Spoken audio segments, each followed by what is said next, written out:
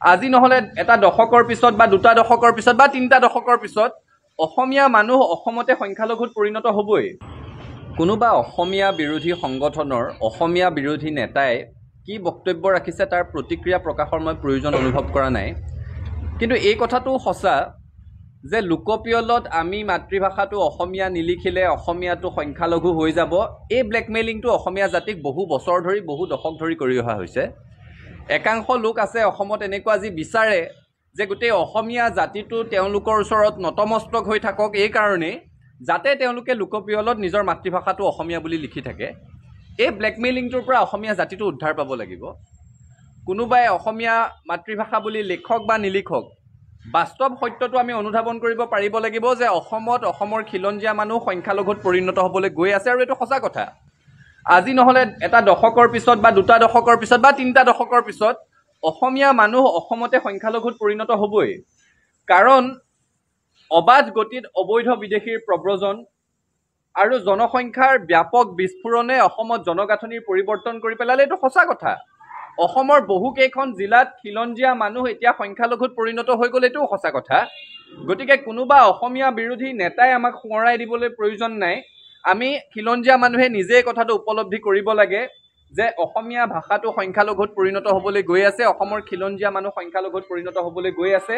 আৰু এচাম অসমীয়া বিদেশী চক্ৰই সদায় বিচাৰিছে যে আমি তেওঁলোকৰ যাতে হাতে ভৰিৰে ধৰি থাকোঁ, তেওঁলোকক আমি আমাৰ মূৰৰ ওপৰত যাতে তুলি ৰাখোঁ, এই ব্লেকমেইলিংটোতে যে অসমীয়া ভাষাটো তেওঁলোকে নহ'লে মাতৃভাষা বুলি নিলিখিব। ছাত্ৰ সন্থাই ইয়াৰ পৰা পৰিত্ৰাণৰ উপায় বিচাৰিছোঁ।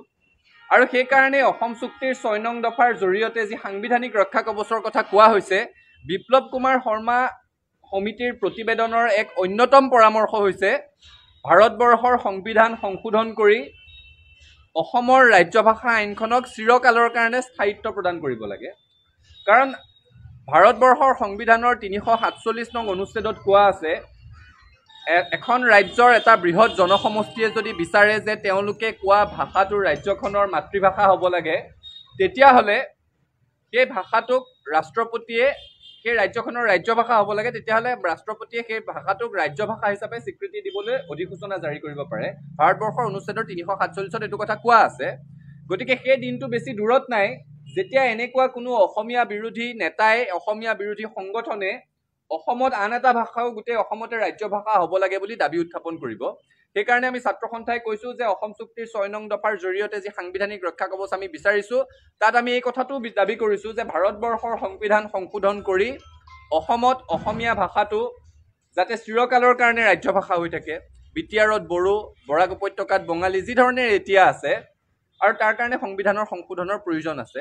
তেতিয়া অসমত খিলঞ্জীয়া মানুহ সংখ্যা গুৰুৱেই হওক, সংখ্যা লঘুৱেই হওক, অসমীয়া ভাষী সংখ্যা গুৰুৱেই হওক, সংখ্যা লঘুৱেই হওক, অসমৰ ৰাজ্যভাষাত কোনোদিন হেৰফেৰ নহ'ব।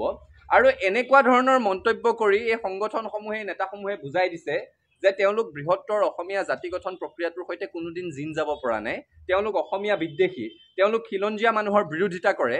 আৰু এনেকুৱা অসমীয়া বিৰোধী শক্তিসমূহক অসমৰ ৰাইজে চিনি পাব লাগিব, আৰু এনেকুৱা শক্তিসমূহক অসমৰ পৰা পুলিয়ে পোখাই উৎখাত কৰিব লাগিব। চাওক, চাপৰি থাকিলে মেঘ আঁতৰি নাযায়, মেঘ থাকিবই। আমাৰ যিটো জাতিটোৰ প্ৰতি মূল সংকট, সেই সংকটটো আমি উপলব্ধি কৰিব পাৰিব লাগিব। মই পুনৰ কৈছোঁ, অবৈধ বিদেশীৰ অবাধ প্ৰব্ৰজন আৰু নিয়ন্ত্ৰণহীন জনসংখ্যাৰ বিস্ফোৰণে অসমত খিলঞ্জীয়া মানুহক সংখ্যালঘুত পৰিণত কৰিছে। অসমৰ জনগাঁথনি ব্যাপক ৰূপত সলনি হৈ গৈছে, আৰু এইবোৰ বাস্তৱ সত্য। এইবোৰ কথা কেৱল ছাত্ৰ সন্থা বা অসমৰ ৰাইজে কৈ থকা নাই, গুৱাহাটী উচ্চ ন্যায়ালয়, মহামান্য উচ্চতম ন্যায়ালয় সকলোৱে স্বীকাৰ কৰিছে যে অসমত অবৈধ বিদেশী নাগৰিকে ভোটাৰ তালিকাত নাম সন্নিৱিষ্ট কৰিছে। অসমত বাংলাদেশৰ পৰা হোৱা অবাধ প্ৰব্ৰজনৰ ফলত আভ্যন্তৰীণ অশান্তিৰ সৃষ্টি হৈছে, বহিঃআগ্ৰাসনৰ সৃষ্টি হৈছে।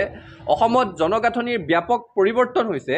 বহুকেইখন জিলাৰ খিলঞ্জীয়া মানুহৰ দখলত নাই মানে খিলঞ্জীয়া মানুহে তাত নিজৰ ইচ্ছামতেদি এজন জনপ্ৰতিনিধি নিৰ্বাচন কৰি পঠিয়াব নোৱাৰে, অৰ্থাৎ ৰাজনৈতিক অধিকাৰটো খিলঞ্জীয়া মানুহৰ হাতৰ পৰা গুচি গৈছে। এইখন হৈছে অসমৰ বাস্তৱ প্ৰতিচ্ছবি। আৰু এতিয়া তেনে কোনো সংগঠনৰ নেতাই আমাক ভাবুকি দিব পৰা হৈছে, মুকলিকৈ আহ্বান জনাব পৰা হৈছে যে তেওঁলোকে অসমীয়া ভাষাটো লোকপিয়লত মাতৃভাষা হিচাপে নিলিখে। নালাগে লিখিব। তেওঁলোকৰ এই ব্লেকমেইলিংটোৰ পৰা আমি ঊৰ্ধত যাব লাগিব।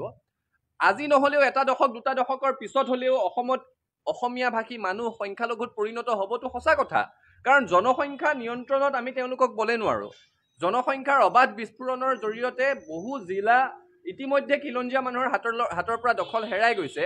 তেনে প্ৰেক্ষাপটত অসমীয়া ভাষাটোক অসমীয়া মানুহ সংখ্যালঘু হৈ গ'লেও যাতে চিৰকালৰ কাৰণে অসমত ৰাজ্য ভাষা হৈ থাকে, তেনে চিন্তনেৰে সৈতে আমি আগবাঢ়িব লাগিব। তাৰ কাৰণে সংবিধানৰ সংশোধন লাগিব। ৬ নং দফা সমিতিয়ে যি প্ৰতিবেদন দিছে, সেই প্ৰতিবেদনৰ পৰামৰ্শ আখৰে আখৰে কাৰ্যকৰী হ'ব লাগিব আৰু অসমৰ ৰাজ্য ভাষা আইনখনক সাংবিধানিক মৰ্যাদা দি চিৰকালৰ কাৰণে সুৰক্ষিত কৰিব লাগিব।